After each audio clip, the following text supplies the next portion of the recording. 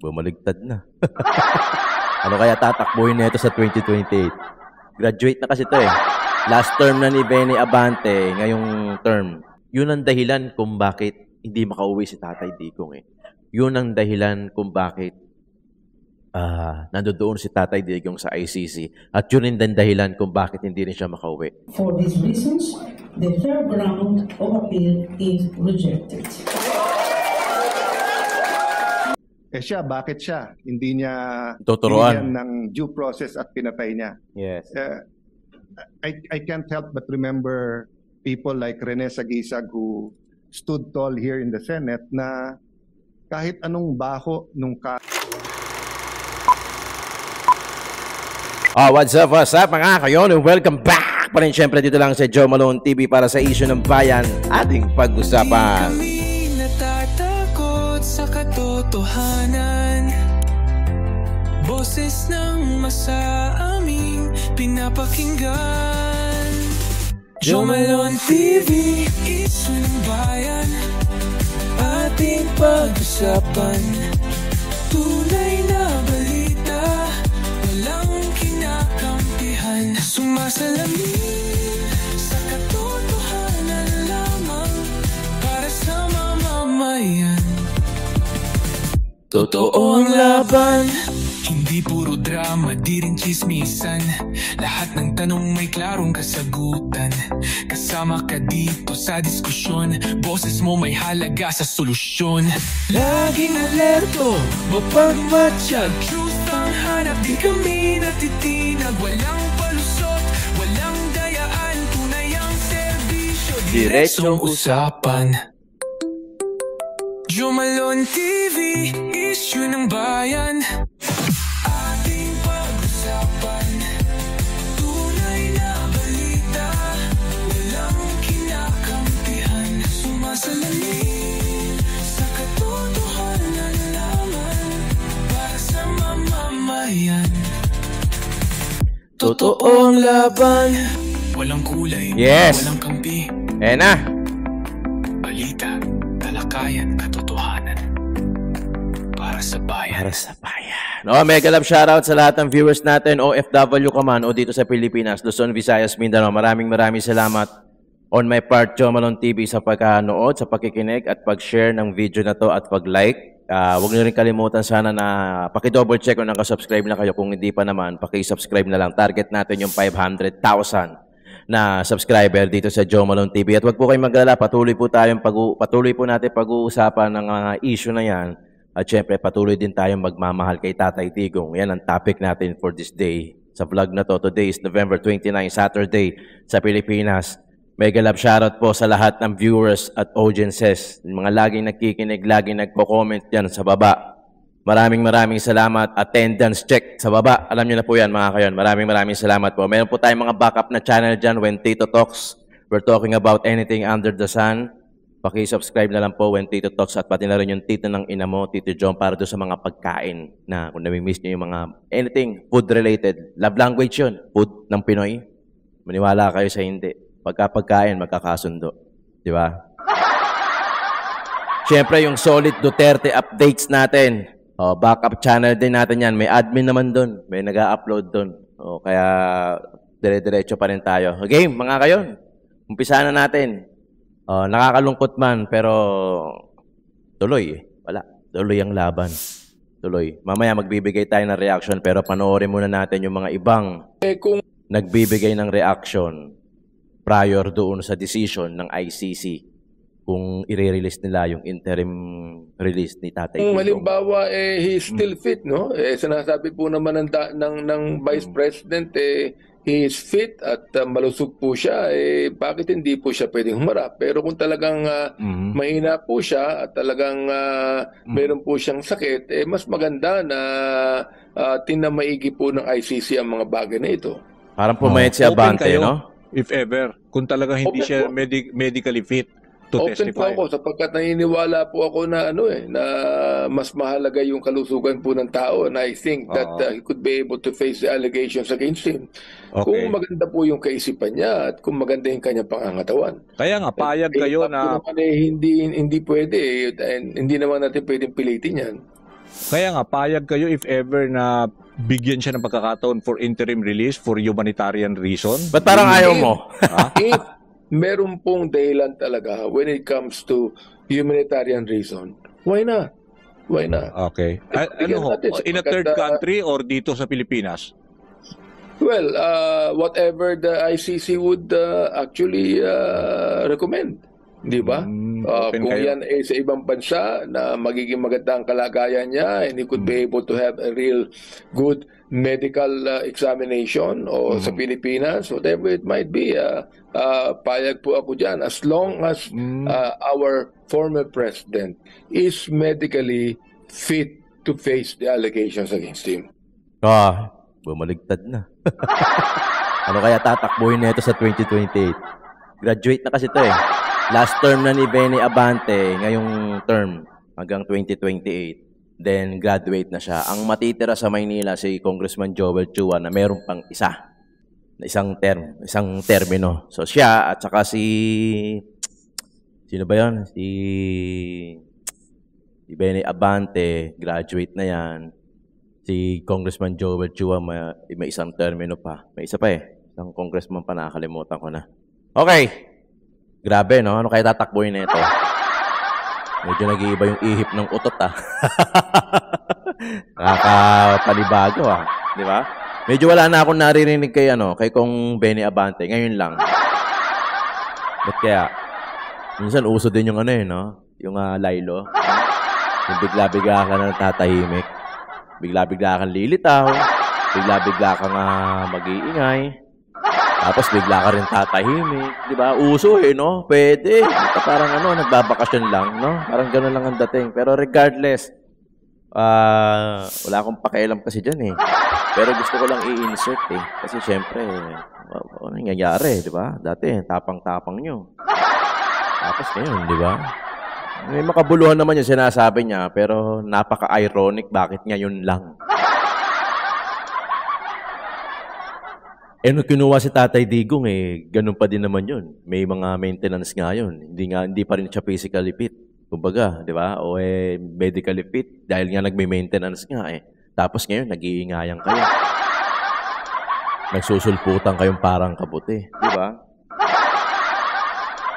Iba rin no? Iba rin. Pakinggan natin, Peter Cayetano. May nasabi si Mayor Duterte doon that caught my ear, no? So, sabi niya, Pia, Senator, formal siya sabi niya, Senators, Senator Pia, Senator Alan, how I deal with criminals in Davao, I take responsibility, and one day, before God, I have to account. Not exact words, but basically ang sinasabi niya, Tapang, galing. nung na-elect siya, he has to take responsibility, and he knows there is an accounting. Few years later, September 29, 2015, hindi ko po makalimutan, lumipad po ako Davao. I asked him if he's running for president, and I asked him if I could join him. He took a piece of paper, he drew yung mga graduate ng PMA, police, and then pag nagiging colonel, nagiging militar, and then he started talking about corruption and how drugs corrupted the law enforcement, and then how it will spread sa judges, sa politicians, etc. No? Long story short, after that night, instead of asking him to run, sabi niya hindi siya tatakbo, or instead of asking him if I could run as his vice president, lumabas na lang sa bibig ko na if you run, I will be for you. If you choose me, I will campaign with you. If you don't choose me, I am now committed to you. And as we say, the rest is history. There's a lot of things that we have to account for. There's a lot of truths that have to be uncovered. On the part of those who are pro-Duterte, there's a firm belief that it was to protect the human rights of all Filipinos, Yes. especially against the menace of drugs.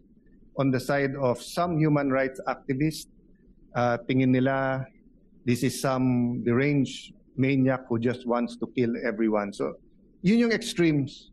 But I remember, I think 2 years ago, I met a pastor, nagkwekwentuhan kami. Then he said a prayer, then he told me, You know, Alan, God wants you to know that Duterte is not as good as how his supporters describe him to be. But he is also not as bad as how his detractors want him to be or describe him to be. The point is, Mr. President, we can go back and forth about history, but the wheels of justice is moving, whether here in the country or in the ICC. Having said that, I know three things. One, you are presumed innocent until you're proven guilty. Yes. And all human rights activists will say, yung tunay ha, hindi yung nagkukunwari na human rights activist. Ang sasabihin po, yung humanitarian treatment. Yes. Meron po kasing nagsasabing human rights activist pero siya, bakit siya? Hindi niya Tuturuan. binigyan ng due process at pinatay niya. Yes. I can't help but remember people like Rene Sagisag who stood tall here in the Senate na kahit anong baho nung kaso o nung issue, pagtingin niya dapat may magtanggol, pagtatanggol niya. Di ba? Kasi sabi niya, they deserve a lawyer. No matter how you think they're guilty, etc. So there are a lot of human rights activists we should and we can and we should pay tribute to. But my point is this: it is not against the tenets of human rights to allow any person, especially a former president of the country, to be under house arrest or to be under a country supervised under ICI, especially in the condition of President Duterte, who is 80 years old, who is, well, at least when he was brought there, was mentally strong. I don't really know how he is now.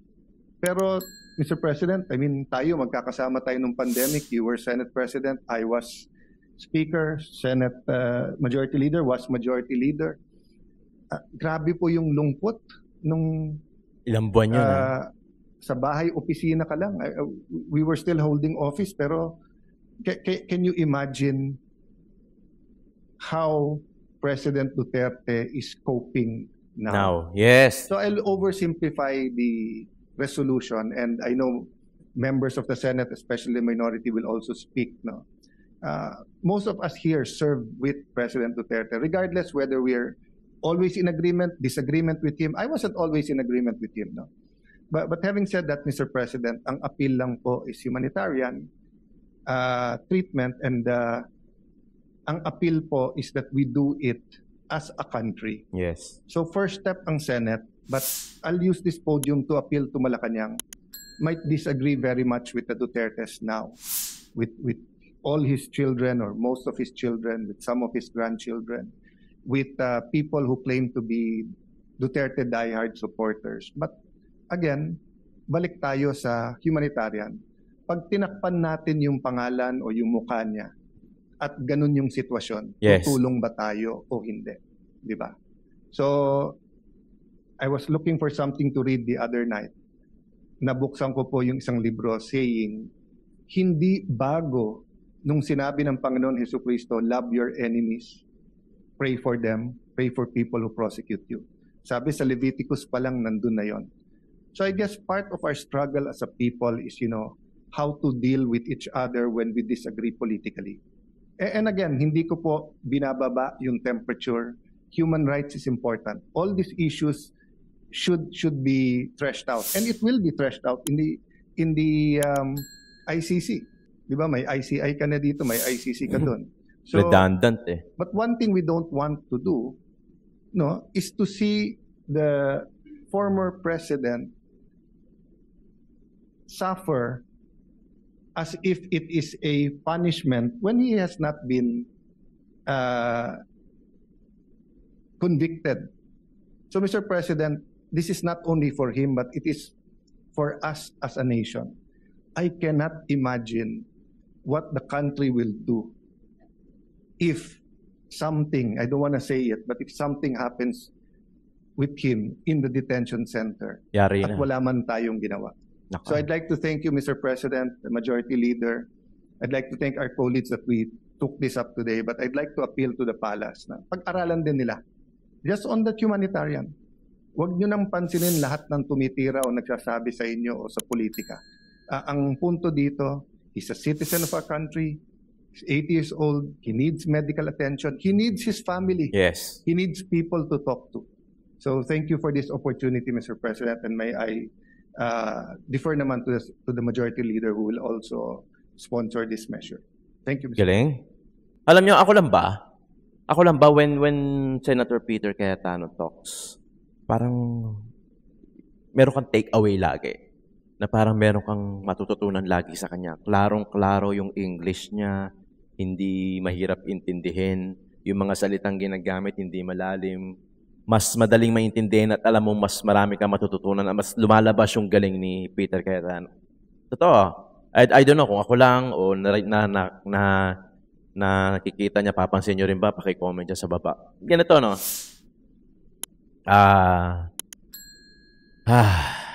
Mahirap. Mahirap yung bansa natin kasi parang ito kasi yung goal ng demon eh. To divide us. Pansinin nyo sa mag-asawa, gagamitin yung pera to divide. Religion, gagamitin yung mga religion to divide. Yan ang pinaka-main goal ni Satan. To divide, to separate us. Ayaw nila magkaroon tayo ng unity.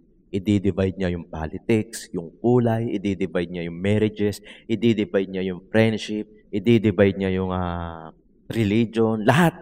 Pansinin nyo, to divide. To divide, to separate, pag-iwahiwalayin tayo, hindi tayo mag-aak as nation, there's no unity. Lahat, ganon usually. To separate, to divide. Gets? Gets nyo? Ang nakakatawa kasi niyan, tayo kasi ngayon at present time, naglalaban tayo per color. Hindi kasi tayo naglalaban as nation eh. Pula, green, puti. Yun ang dahilan kung bakit hindi makauwi si Tatay Digong eh.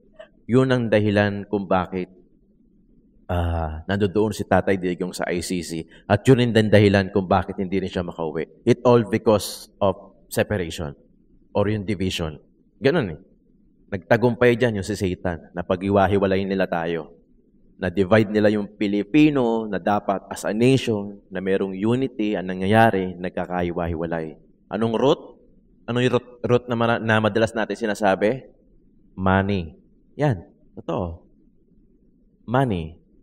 Pag hindi mo nagamit ng tama at hindi ka nagpapigil, hindi ka makukontento. At pag hindi ka naging makontento, magiging greedy ka.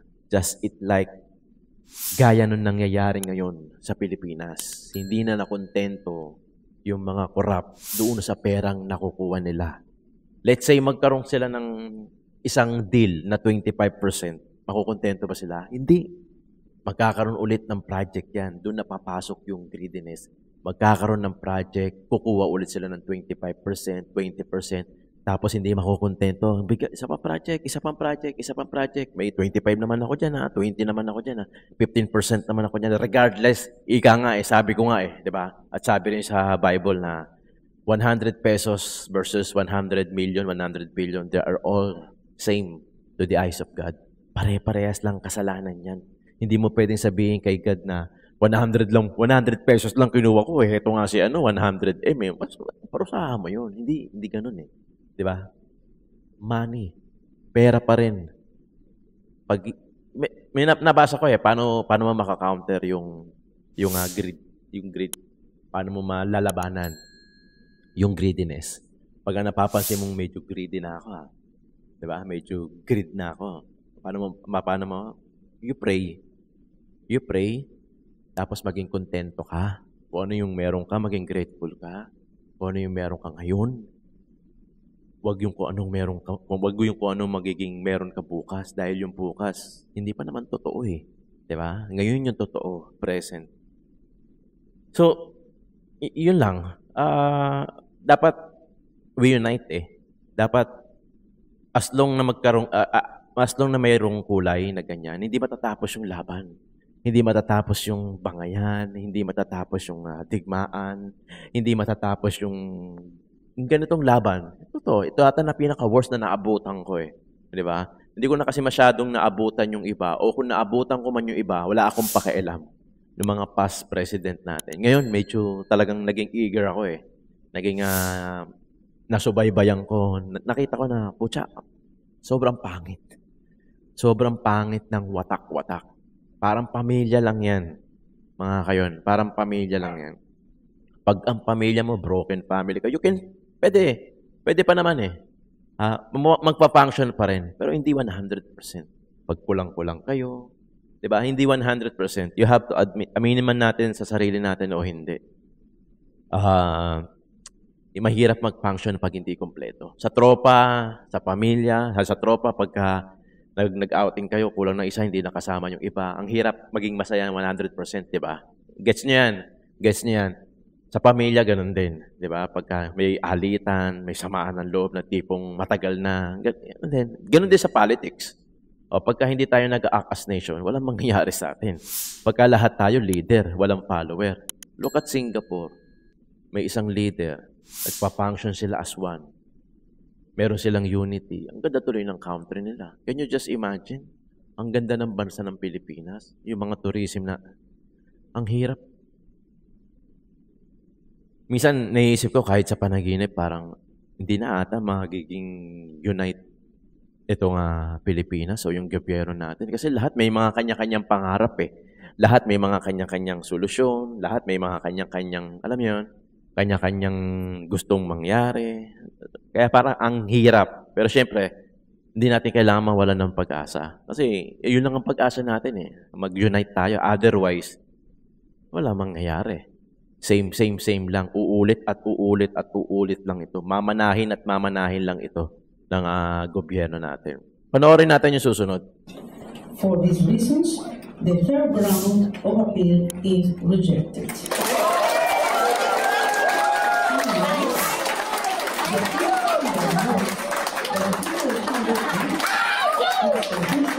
In relation to the risks enumerated in Article 58(1)(b) of the statute on the basis of a comprehensive assessment of the information before it.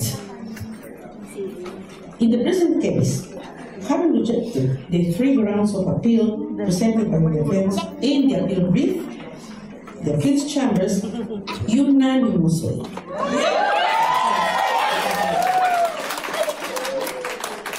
this brings us to the end of the summary of the appeals chamber judgment. The judgment will be notified to the parties and participants after the hearing.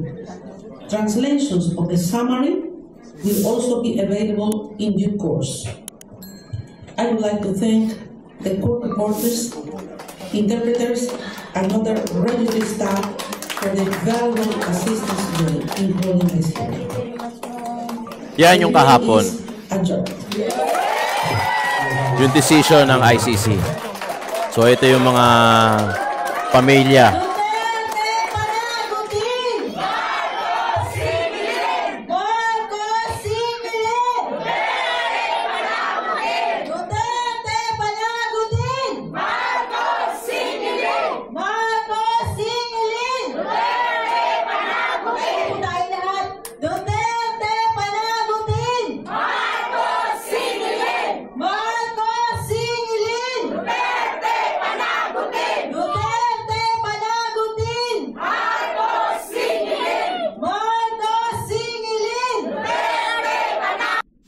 Alam niyo mga kayon, nasa Bible kasi yung love your enemies eh. Di ba? Magpatawad ka gaya ng pagpapatawad natin sa ibang tao. Di ba? Mauuwi pa rin tayo doon eh. See? Mauuwi pa rin tayo doon sa separation, sa division. Doon pa rin babaksak. Di ba? Doon pa rin. Marami na ako nakita, marami na mga cases na gaya nun sa Esitex, kung napanood nyo kay Tony Gonzaga, pamilya, siyam, patay. Driver yung buhay. Di ba? Usually, driver nasa harapan, di ba? Pipi yung sasakyan. Less than, higit kumulang 1 pa. Yung sasakyan na van. napipimpipi, patay lahat, isa lang ang buhay. And yet, napatawad pa rin niya yung driver na nakabunggo sa kanila, na nakapatay doon sa siyam na membro. Kasi pupunta sila ministry. No? You know, mas ang laki kasi ng halaga pag si Jesus talaga nasa puso mo. Hindi mo may isip. Mahirap. Ilan lang yung makakagawa, pero gaya niya, napatawad niya. Ito, division, separation, na-divide, na-separate tayo. Nagtagumpay yung Satan sa part na yun. Sa part na yun, nagkaroon ng tanim ng galit, gustong maghigante. Di ba nga sabi, huwag kang maghihigante, mahalin mo ang mga kaaway mo. Yun ang nagiging problema sa lahat kasi meron tayong kulay. Meron tayong, okay lang sumuporta, walang problema sumuporta gaya ng ginagawa ko. Sumusuporta ako. Pero syempre, wag din natin kalimutan yung humanitarian. Ito na lang gaya na sinasabi ko. Sa inyo man mangyari to Diba? Pinalibing yung tatay mo, decades hindi na napapalibing. Walang gustong ipalibing sa libingan ng bayani. Decades came. Then Duterte came. Pumayag na ilibing yung tatay mo. Anong mararamdaman mo? Anong klaseng pagtanaw ng utang na loob yung gagawin mo? Diba? Yun na lang Doon na lang tayong tumingin. Pero sige, okay. Since na pagpapatawad is a main key here sa discussion natin, sana, di ba? Humanitarian.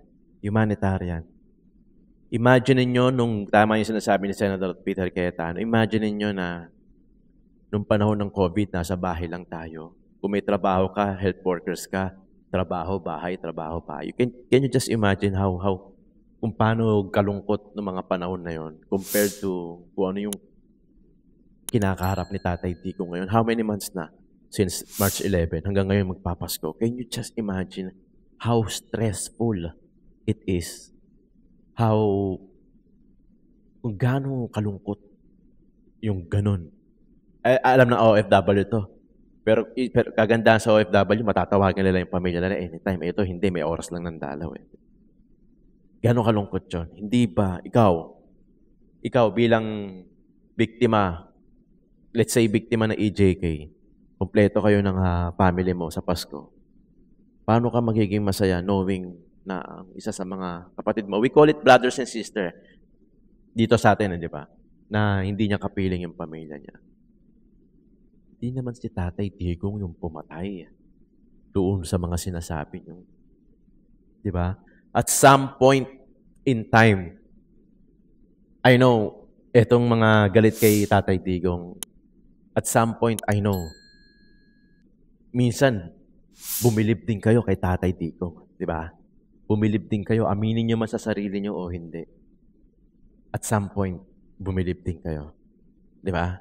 At some point, pumalakpak din kayo. Pero ano nangyari ngayon?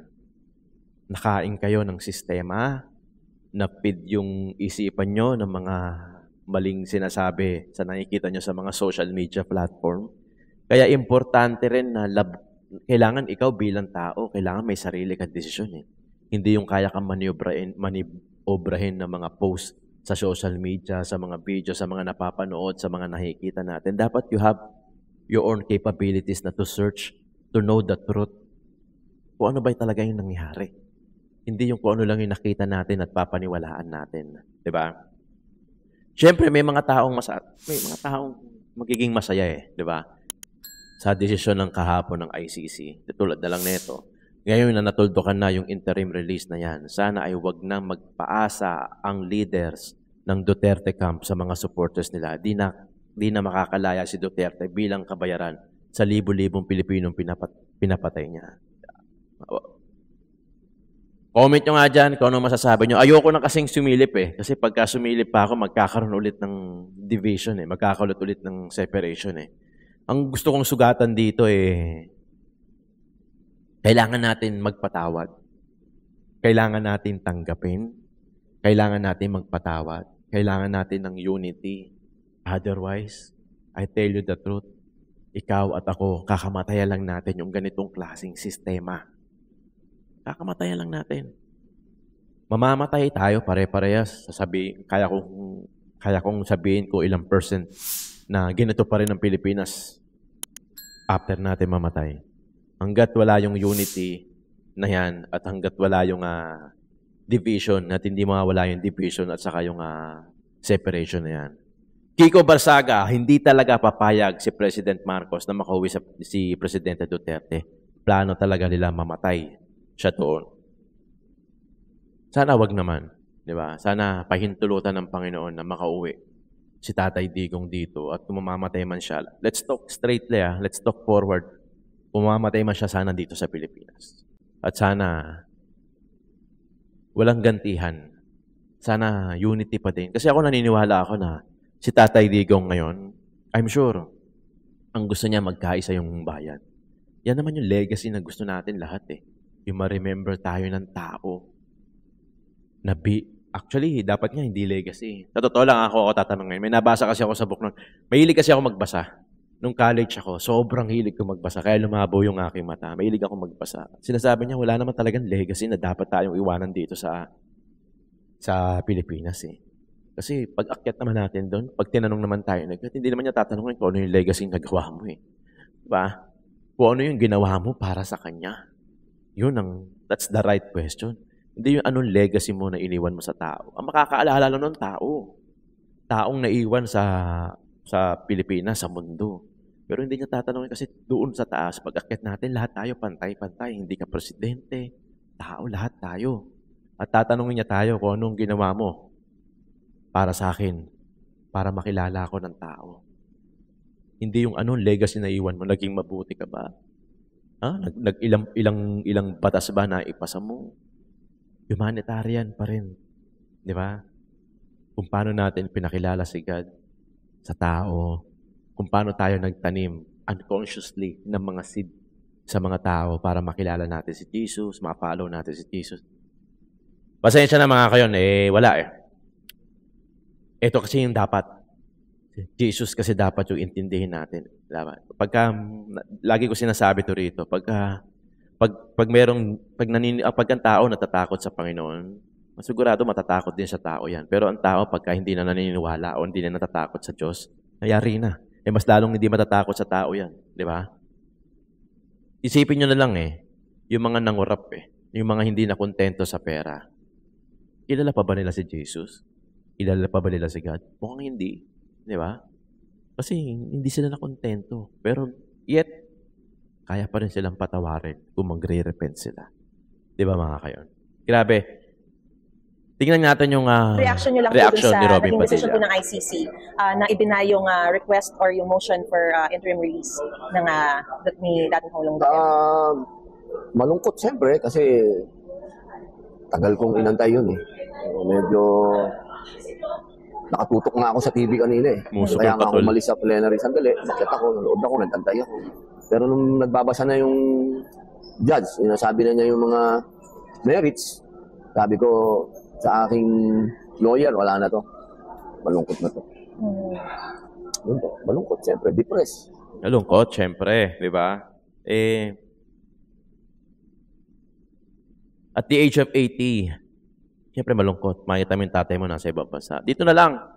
Kung meron man siyang dapat harapin, dito na lang sana sa Pilipinas. Hindi na tayo dapat umaasa sa ibang court eh. Meron naman tayo rito. Dito na lang. Kung papapanagutin nyo, dito na lang. Kung ikukulong nyo, dito na lang din. Di ba? Ngayon, yung ginawa, medyo may personal. Di ba? May personal. Naniniwala ako nun. Pero hihingin ko yung sa inyo, mga viewers ko na magdasal tayo na sana itong mga politiko na to, mangibabaw sa kanila yung takot sa Diyos. Dahil hanggat yan na to, mamanahin lang ng susunod na sistema to. Hanggat hindi yan marunong matakot sa Panginoon. Pasensya na mga kayon. Medyo ito kasi dapat yung pinapakalat natin eh. Di ba?